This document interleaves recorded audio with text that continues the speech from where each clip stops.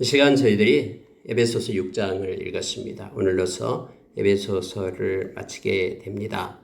특히 6장에서는요. 끝으로 너희가 주 안에서와 그의 힘의 능력으로 강건해지고 하면서 이제 마지막 편지를 맺음으로 인하여 마지막 하고 싶은 말을 하고 있음을 보게 됩니다. 그게 곧 하나님의 전신갑주를 입으라, 하나님의 전신갑주를 취하라 이렇게 말해주고 있습니다. 왜냐하면 우리는 혈과 육의 즉 인간과의 싸움이 아니라 사랑과의 싸움이 아니라 악한 자와의 싸움이다라고 말합니다. 여기서 말하는 것처럼 통치자들과 권세들과 어둠의 세상 주관자들과 하늘에 있는 악한 영들을 상대함이라 해서 악한 세력 그리고 악한 사탄과의 영적인 우리가 전쟁을 해야 되기 때문에 우리로 하여금 하나님의 전신갑주를 입으라라고 그렇게 부탁을 합니다. 그리고 마지막 인사말에 그렇게 말하고 있죠. 마지막 23절, 24절에서 아버지 하나님과 주 예수 그리스도로부터 평안과 믿음을 겸한 사랑이 형제들에게 있을지어다. 우리 주 예수 그리스도를 변함없이 사랑하는 모든 자에게 은혜가 있을지어다. 이렇게 마지막 축복 기도를 하면서 이제 끝을 내고 있습니다. 특히 여기에서 믿음을 겸한 사랑. 그 사랑과 믿음은 이렇게 서로 떨어지지 않습니다. 우리가 갈라디아서 5장 6절에서는 사랑으로서 역사하는 믿음, 사랑으로 역사하는 믿음. 오늘 여기에서는 믿음을 겸한 사랑. 이것이 너에게 있을지어다 하면서 축복 기도하고 있는 것을 보게 됩니다. 우리가 사랑과 믿음을 분리하면 안 됩니다. 하나님을 사랑하기 때문에 우리는 신뢰합니다. 그리고 우리가 신뢰하기 때문에 우리가 믿음으로 나아가기 때문에 사랑을 우리가 더 깊이 할 수가 있습니다. 그래서 사랑과 믿음은 같이 붙어 있는 것이다라고 여겨야 됩니다. 어떤 사람은 믿음이 좋다고 말하면서 사랑이 없다라고 말하는 이들이 있습니다. 그건 왜곡되고 잘못된 것입니다. 믿음과 사랑은 언제나 가치감을 우리가 기억하기를 원합니다. 믿음을 겸한 사랑, 사랑으로서 역사하는 믿음. 이 두 가지가 같이 성경에는 나란히 이렇게 쓰이고 있다는 것을 기억하기를 원합니다. 몇 가지를 더 묵상하겠습니다. 어제는 그 부부 관계에 대해서 이렇게 하나님의 은혜, 서로 복종하고 또 공경하고 사랑하고 이러한 관계에 있어야 된다. 가장 1차적인 것이 부부와의 관계잖아요. 사회생활에서요. 그곳에서 예수 그리스도가 함께함을 우리가 기억해야 된다라고 말하고 이어지는 게 뭐냐면 이제 자녀와 그리고 부모와의 관계를 얘기합니다. 그것이 6장 처음에 나옵니다. 자녀들은 부모에게 순종해라 라고 말합니다. 이것은 약속 있는 계명이다라고 말합니다. 왜냐하면 이렇게 자녀들이 할 때 부모에게 순종하고 부모를 공경할 때 하나님께서는 이것을 보시고 내가 잘되고 땅에서 장수하리라 라는 약속이 있다라는 거예요. 그래서 여러분 부모에게 효도하는 자녀들은 하나님이 책임집니다. 그래서 이걸 우리가 기억해야 돼요. 부모가 책임진다는 거 아니에요. 성경의 원리는요. 오늘 또 중요한 원리를 우리에게 가르쳐 주는데요. 뭔가 선을 베풀고 뭔가 하나님이 원하는 기쁘신 그런 의를 행하게 될 때는요. 그 의를 행하는 사람을 통해서도 물론 하나님이 공급해 줄 수 있어요. 그러나 궁극적으로 하나님이 책임지기 때문에요. 하나님으로부터 공급된다라는 것을 말합니다. 네가 잘되고 땅에서 장수하리라라는 복을 줍니다. 아비들에게도 말합니다. 그럼 아비들은 자녀이기 때문에 함부로 해야 된다? 아니요. 그렇지 않습니다. 성경에서 말하는 것은요. 이렇게 말합니다. 너희 자녀를 노엽게 하지 말라. 막 그 부모 때문에 막 아이가 자녀들이 막 분을 품고 마음에 상처를 입고 그런 사람 너무나 많잖아요. 그러니까 부모도 자녀에게 노엽게 하지 말라라고 얘기합니다. 그럼 어떻게 해야 되냐? 부모는 반드시 주의 교훈과 훈계로 양육하라. 자기 자신의 어떤 훈계, 자기 자신 자녀이기 때문에 자기 마음대로 훈계하고 자기의 지식과 경험으로 훈계하지 말고 오늘 말씀은 주의 말씀으로, 주의 교훈으로, 주의 훈계로 양육하라라고 말합니다. 그러니까 주님께서 맡겨놓은 선물로 우리가 여기는 겁니다. 우리의 것이 아니에요. 주님께서 우리로 하여금 양육하게끔 보호하게끔 위해서 기도하게끔 맡겨둔 하나님의 자녀로 여겨야 됩니다. 그래서 주의 교훈과 훈계로 해야 된다라고 말합니다. 주의 말씀으로 자녀를 양육할 것을 우리에게 요청합니다. 그를 노엽게 하지 말고, 노엽게 한다라는 것은 막 마음 가운데 분이 쌓이고 그런 마음의 상처를 입히고 이렇게 하지 말라고 말합니다. 여러분 골로새서 3장 21절에서는요. 이렇게 말하고 있습니다. 아비들아 너희 자녀를 노엽게 하지 말지니 낙심할까 함이라. 자녀에게 상처를 줘가지고 마음의 낙심, 막 마음에 절망하고 우리 부모 때문에 절망하고 낙심하고 주저앉아 있고 소망을 잃어버리는 그러한 마음의 상처기를 입히지 말라라고 얘기합니다. 오직 주의 교훈과 훈계로 말씀을 가지고 양육할 것을 말합니다. 자녀를 위하여 기도하는 것입니다. 그리고 말씀으로 권면하고 그가 옳고 그름을 분명하게 말씀 안에서 가르쳐 줘야 됩니다. 그래서 옳은 길을 가도록 안내할 것을 요청하고 있습니다. 여러분, 자녀들이 마음대로 안 되잖아요. 그러니까 우리 마음대로 해서는 안 됩니다. 마음대로 안 되기 때문에. 우리 마음이 아니라 주의 교훈과 훈계로 양육하고 낙심하게 하지 말고 그리고 노엽게 하지 말라라고 특히 부모에게 부탁하고 있는 것을 보게 됩니다. 그리고 이제 이게 확장되면은 이제 첫째 부부와의 관계, 그다음에 가족에서 자녀와 부모와의 관계, 그리고 이제 사회생활로 가는데 종과 상전과의 관계입니다. 우리 일상적인 삶이잖아요. 우리는 누군가의 아래에 있고 또 누군가가 또 우리 아래에 있고 이러한 일상적인 사회적인 관계에 있어서 우리는 어떻게 해야 될 것인가? 원리는 간단합니다. 하나님을 바라보는 것입니다. 그리스도에게 하듯 하고 하나님께 하듯 하라라고 말합니다. 사람에게 대하듯 하지 말고 하나님께 행하듯 성실함으로 눈가림만 하지 말고 진실함으로 종은 상전에게 그렇게 하고 상전은 그 위에 하나님이 보고 계신다라는 것을 기억하고 동일하게 마음을 가지고 중심을 가지고 그렇게 위협하지 말고 신실하게 아랫사람을 대할 것을 지금 말하고 있습니다. 특히 여러분 종들에게 이렇게 말합니다. 두려워하지 말고 두려워하고 떨면서 언제나 이렇게 깨어있으라라고 말하죠. 성실한 마음으로 육체의 상전에게 순종하기를 그리스도에게 하듯 하라. 이게 방법은 그거예요. 막 육체적인 상전이 막 힘들게 하고 지치게 하고 막 그래도 그리스도에게 하듯 그렇게 하라라고 말하고 있습니다. 성실한 마음으로 하라. 이게 중요합니다. 신실하고 성실한 마음으로 상관이 좋든 나쁘든 그거는 상관없이 우리가 하나님 앞에 서 있기 때문에 하나님 생각함으로 그리스도에게 하듯 그렇게 하라라고 말합니다. 눈가림만 하여 사람을 기쁘게 하는 자처럼 하지 말고 그리스도의 종들처럼 마음으로 하나님의 뜻을 행하고 기쁜 마음으로 섬기기를 주께 하듯 하고 사람들에게 하듯 하지 말라. 여러분 정확하게 성경은 그렇게 말하고 있습니다. 하나님을 섬기듯 그에게 해라. 왜냐하면 우리는 하나님 앞에 서 있는 자들이기 때문에. 눈가림만 한다라는 것은 사람을 위해서 한 거잖아요. 사람이 보면 하는 척하고 사람이 보지 않으면은 이렇게 하지 않고 마음대로 하고 이건 하나님 앞에 서 있는 자가 아니잖아요. 사람 앞에 서 있는 자잖아요. 사람을 기쁘게 하는 자잖아요. 그런데 성경은 너희는 사람을 기쁘게 하는 자가 아니라라고 얘기합니다. 갈라디아서 1장 10절에서 내가 사람을 좋게 하랴 하나님을 좋게 하랴. 내가 사람을 기쁘게 하였더라면 나는 그리스도의 종이 아니다라고 고백한 그러한 바울 사도처럼 우리도요 어디에 서 있든 우리는 코람되어 하나님 앞에 있는 자다라고 여겨야 됩니다. 사람 앞에 있는 자가 아니다. 그러면 하나님이 보셔요. 그리고 하나님께서 우리에게 허락해 주신다고 말합니다. 그 상전으로부터 우리에게 허락해 주는 게 아니에요. 8절을 보면은 이는 각 사람이 무슨 선을 행하든지 종이나 자유인이나 주께로부터 그대로 받을 줄을 알미라. 주께로부터 받는 거예요. 이게 여러분 우리가 이 세상을 살아가는 하나의 논리입니다. 그리고 영적인 원리입니다. 어떤 순간에 있든 우리가 하나님 앞에 서 있다라는 것을 기억하면은 우리가 성실하게 진실되게 우리가 살아갈 수가 있습니다. 이것이 오늘날 크리스천들이 사회생활을 하는 하나의 영적인 원리가 됨을 기억을 해야 됩니다. 그가 상전이 나에게 잘하든 못하든 상관없이요.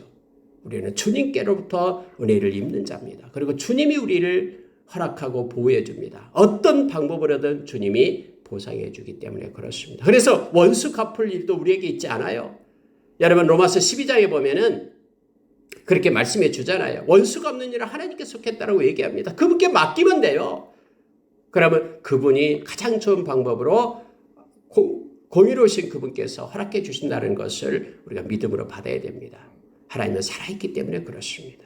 그리고 하나님은 이러한 환경을 허락합니다. 우리에게. 왜요? 우리로 하여금 믿음의 성숙을 주기 위하여. 우리로 하여금 하나님의 사람으로 온전케 하기 위하여. 우리로 하여금 거룩이 회복되게 하기 위하여. 우리로 하여금 하나님의 의를 가지고 살게 하기 위하여. 우리로 하여금 하나님의 평강 가운데 거하게 하기 위하여 우리에게 이런 고난이 온다라고 말합니다. 그래서 어떤 순간에도 우리가 하나님 앞에 서 있는 자로 죽게 하듯 성실하게 행할 것을 성경은 요청합니다. 이것이 믿음의 성숙이고 또 하나님을 기뻐하는 삶임을 우리로 깨닫게 합니다. 자, 상전들에게도 말합니다. 너희 위에 하늘의 상전, 즉 너희의 상전이 하늘에 계시고 그에게는 하나님에게는 사람을 외모로 취하는 일이 없는 줄 너희가 압니다. 하나님은 외모로 취한 적이 없다라고 말합니다. 우리의 마음의 중심을 아시고 마음을 다 알고 계시는 그분은 우리의 마음을 받으시고 그렇기 때문에 상전도 밑에 있는 그러한 사환들을 밑에 있는 종들을 무시하지 말고 마음으로 행할 것을 진실되게 행할 것을 성경은 요청해 주고 있습니다. 이게 참 어렵습니다. 그러나 진실되게 존중하며 행하라고 말합니다. 그러면 그 마음을 하나님이 보신다라고 말합니다. 하나님의 외모를 보지 않고 우리의 중심을 보신다라고 말하면서 이렇게 말합니다. 종이나 자유인이라 주께로부터 그대로 받은 줄을 압니다. 그 상전도 하나님으로부터 받고 그 종들도 하나님으로부터 받고 그러니 하나님 앞에 우리는 서서 신실하게 행할 것을 요청합니다. 여러분 10절 이하에서는 우리가 너무나 잘 알고 있는 하나님의 전신갑주를 입으라라는 내용인데요. 특히 몇 가지를 더 보겠습니다. 여러분 10절 한번 보십시오. 끝으로 너희가 주 안에서와 그 힘의 능력으로 강건하여지고 마귀의 관계를 능히 대적하기 위하여 하나님의 전신갑주를 입으라. 두 가지를 얘기합니다. 왜 우리가 하나님의 전신갑주를 입어야 되냐 그러면요. 첫째는 뭐냐면 강건해지기 위하여. 그래서 하나님의 전신갑주를 입으면 우리가 주 안에서 주의 능력으로 주의 힘의 능력으로 강건해집니다. 여러분 어떤 사람은요. 마귀하고만 싸우려고만 전신갑주를 입는 생각하는 그게 아니에요. 성경은 먼저 우리가 하나님의 전신갑주를 입으면 우리가 강건해져요. 다시 말하면 하나님의 힘의 능력이 우리를 덮게 된다라는 거예요. 그럼 전신갑주가 뭐냐라고 얘기할 때 이렇게 쭉 6가지를 쭉 얘기하잖아요. 근데 6가지가 다 뭐라고요? 말씀이다라는 걸 알게 됩니다. 자, 여러분 진리로 띠를 띠라고 얘기했죠. 진리에 띠를 띠라. 알레테이아 진리는 하나님의 말씀이죠. 예수님은 나는 길이요 진리요 생명이니 또 하나님의 말씀은 진리입니다. 그러니까 예수님이 진리이시고 그의 말씀이 진리인 거예요. 그럼 띠를 띠라라는 것은 늘 뭔가 일을 하기 위해 채비를 챙기라라는 것이죠. 그때는 옷이 이렇게 헐렁하잖아요. 그래서 몸에 옷에 띠를 띠어야 됩니다. 그래야지만 일을 할 수가 있어요. 뭔가 동력을 행할 수가 있습니다. 말씀으로 띠를 띠면은 하나님의 사람으로 온전해서 선을 행할 수 있는 능력이 생긴다라고 디모데후서 3장 17절에서 가르쳐 주잖아요. 그러니까 말씀으로 띠를 띈 자만이 하나님의 선한 일을 행할 수가 있는 거예요. 또 말씀으로 띠를 띠야지만이 여기 보니까 그의 힘의 능력으로 강건하여지고 우리가 강건한 자가 됩니다. 그리스도의 장성한 분량이 충만한 데까지 우리가 이르게 되는 거예요. 말씀이 없이는요 잘할 수가 없어요. 말씀이 없이는 속사람이 강건해질 수가 없어요. 그래서 말씀으로 하나님의 사람으로 우리가 세워지기를 원합니다. 의의 흉배를 붙인다 할 때 이 의는 우리가 로마서 1장에 보면은 이 복음에는 하나님의 의가 나타났다고 말하죠. 그래서 믿음에서 믿음에 이르게 한다. 해서 하나님의 의는요 말씀을 통해서 우리에게 공급됩니다. 깨닫게 합니다. 하나님의 그 마음, 하나님의 뜻, 하나님의 의를 가슴에 딱 품으라라는 거예요. 이게 말씀을 통해서 오는 하나님의 의를 가지고 살아라. 자기의 의가 아니라 자기의 의를 위하여 사는 자가 아니라 하나님의 의를 위하여 사는 자로 세워지는 것입니다. 그러면 우리가 강건해집니다. 오늘 말씀처럼 하나님의 힘으로, 힘의 능력으로 강건해진다는 이게 먼저예요. 그렇게 강한 자가 이제 악한 사탄을 싸워서 이겨라라고 지금 말하는 것이죠. 두 번째가 그거잖아요. 평강의 복음입니다.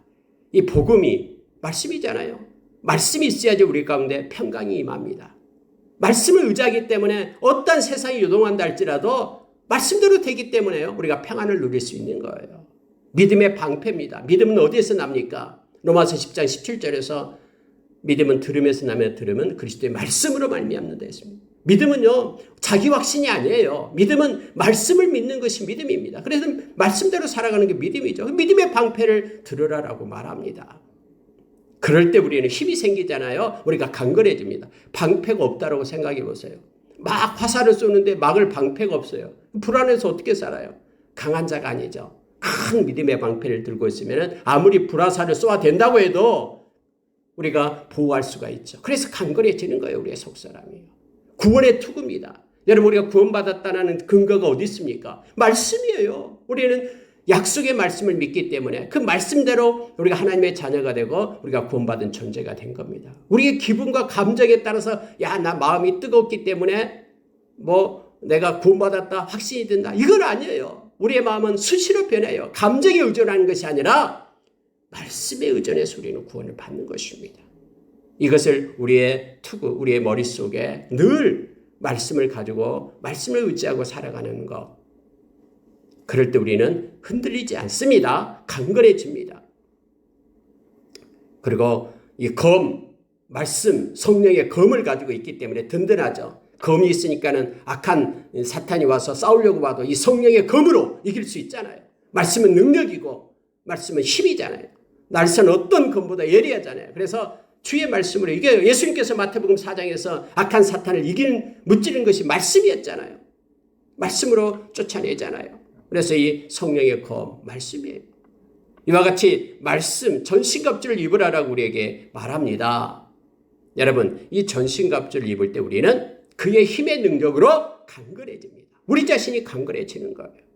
그리고 두 번째로는 이제 이 말씀에 하나님의 전신갑주를 입게 될 때 마귀의 관계를 능히 대적하기 위하여 하나님의 전신갑주를 입으라라고 말합니다. 마귀의 관계예요, 관계. 이 간사하게 여러 모양으로 변화합니다. 막 뿔 달리고 무섭고 이게 마귀의 모습이 아니에요. 어떨 때는 막 너무나 천사의 모습을 하고 막 나타나고 있잖아요.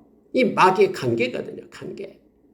여러분, 이 마귀의 관계를 능히 이길 수 있어요. 우리가 말씀에 그런 하나님의 전신갑주를 입게 될 때요. 우리가 강건해져서 그렇게 할 수 있습니다. 사도행전 20장에 보면은 사도 바울은 그렇게 얘기하잖아요. 에베소 교인들을 모아놓고는 장로들을 모아놨어요. 그리고 이렇게 말합니다. 이제 내가 떠나가게 되면 이 교회에 지금 에베소서를 쓰고 있잖아요. 에베소 교회에 악한 이리가 사탄이 들어올 거다라는 거예요. 외부로부터 너희들을 노략질하기 위하여 악한 자가 들어오게 될 것이다. 뿐만 아니라 교회 내에서도 어떤 악한 자가 일어나가지고 말씀을 따르는 것 대신에 자기를 순종하게끔 그렇게 끌고 가는 자들이 있을 것이다라는 거예요. 그런데 하나님께서는 너희들에게 교회를 보호하게끔 진리를 사수하게끔 너희들에게 위탁했다, 맡겼다. 그러면서 이런 말을 합니다. 어떻게 이길 수 있냐 그러면은 주와 말씀에 부탁했다. 말씀이 진리인 말씀이 이기게 될 것이다라는 거예요. 다시 말하면은 악한 자로부터 이길 수 있는 것, 교회를 세우고 거룩하게 세울 수 있는 영화로운 교회로 그렇게 세워나갈 수 있는 그런 근거가 뭐냐면은 말씀이에요. 이 진리 위에 터가 서야지만이 흔들림이 없다라는 겁니다. 오늘 또 이 말씀으로 전신갑주를 입을 때에 악한 자들을 이길 수 있다고 말합니다. 어떤 관계가 있다 할지라도 능히 대적하기 위하여 하나님의 전신갑주를 입으라라고 말합니다. 말씀을 떠나서는 우리가 힘을 얻지 못합니다. 교회는 말씀 위에 그래서 세워져서 진리의 기둥, 진리의 터에 세워진 것이 교회입니다. 어제 우리가 말씀을 나눈 것도 있었잖아요. 말씀으로 교회는 거룩해집니다. 말씀으로 교회를 깨끗하게 물처럼 씻어낸다라고 어제 말씀을 나누었잖아요. 그래서 우리가 디모데전서 4장 5절의 말씀처럼 말씀과 기도로 거룩하여진다라는 것이 그겁니다. 오늘 여러분 우리들은 사람들과 싸움이 아닙니다. 우리의 씨름은 혈과 육을 상대하는 것이 아니에요. 통치자들과 권세들과 세상의 어둠의 세상 주관자들과 하늘에 있는 악한 영들, 다 악한 사탄을 표현하는 표현입니다. 이런 악한 자와의 싸움이다. 인간과의 싸움이 아니에요. 그래서 사람하고 막 저 마귀, 저놈 하면서 이렇게 사람과의 싸움을 해서는 안 됩니다. 그 안에 있는 악한 자와의 싸움이다라는 것을 우리가 기억하면서 말씀의 검으로, 말씀으로 우리가 이겨야 됩니다. 자, 우리가 말씀의 전신갑주를 입을 때는 그의 힘의 능력으로 우리가 강건해지고 속사람이 강건해집니다. 그리고 악한 사탄의 관계를 능히 대적할 수 있는 힘을 우리가 공급받게 됨을 알게 합니다. 그리고 여러분, 말씀과 기도로 우리가 거룩해진다고 했잖아요. 이것으로 끝나는 게 아니에요. 성경은요, 이렇게 되어 있습니다. 자, 18절 보시기 바랍니다. 모든 기도와 간구를 하되, 이렇게 말씀을 말씀해 놓고 이제는 모든 기도와 간구를 하라라고 말합니다. 기도는 하나님의 뜻을 묻는 게 기도입니다. 간구는 우리의 필요를 하나님께 요청하는 것이 간구입니다. 그런데 어떻게 하라고? 항상 성령 안에서 기도하고 이를 위하여 깨어 구하기를 항상 힘쓰며 여러 성도를 위하여 구하라.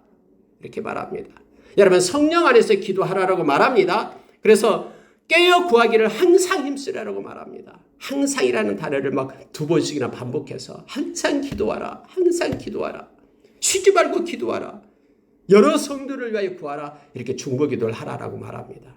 교회에 있는 성도들을 위하여 우리가 기도할 의무가 있습니다. 또 바울사도는 나를 위하여 구할 것은 내게 말씀을 주사 나로 입을 열어 복음의 비밀을 담대히 알리게 하옵소서 할 것이니. 바울사도는 요청하는 거예요. 기도의 능력을 아니까 나를 위하여 기도해달라. 지금 옥중에서 부탁을 합니다. 나를 위하여 기도해 주는데 뭘 기도해라라고 말합니까? 내게 말씀을 주게끔 기도해달라라는 거예요. 여러분, 말씀은 거저 나오는 것이 아니라 하나님께서 말씀을 바울사도의 입에 주어야지만이 나온다라고 말합니다. 그래서 내게 말씀을 주도록 기도해달라고 말합니다. 오늘날 목회자를 위하여 기도할 것이 이겁니다. 하나님, 그에게 하나님의 말씀을 주십시오. 오늘날 선교사들을 위하여 우리가 기도하는데 물론 여러 가지 걸 위하여 기도합니다. 필요를 채워주고 또 여러 가지를 기도합니다만, 그러나 더욱더 기도의 핵심이 뭐냐면 하나님, 그에게 하나님의 말씀을 주십시오.